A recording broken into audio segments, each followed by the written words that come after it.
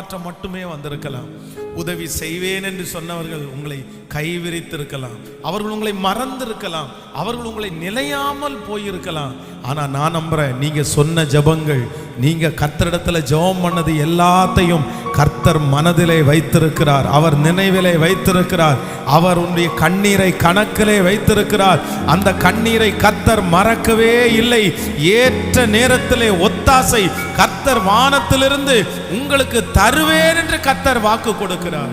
ஆமென். ஆண்டவர் தரும்போதுதான் நீங்க நினைப்பீங்க மனுஷன் தராதது நல்லது அப்படின்னு நீங்க நினைப்பீங்க. ஆமென். நான் சொல்றேன், மனுஷன் உங்களுக்கு ஒத்தாசை செய்யாதது நல்லது.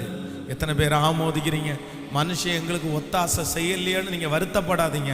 அவங்க தராதது நல்லது. அவங்க தராம இருந்தாலும் கர்த்தர் நமக்கு எப்படி ஆகிலும் தருவார். நீங்க மனுஷனிடத்துல கேட்டு கிடைக்காட்டாலும் ஆண்டவர்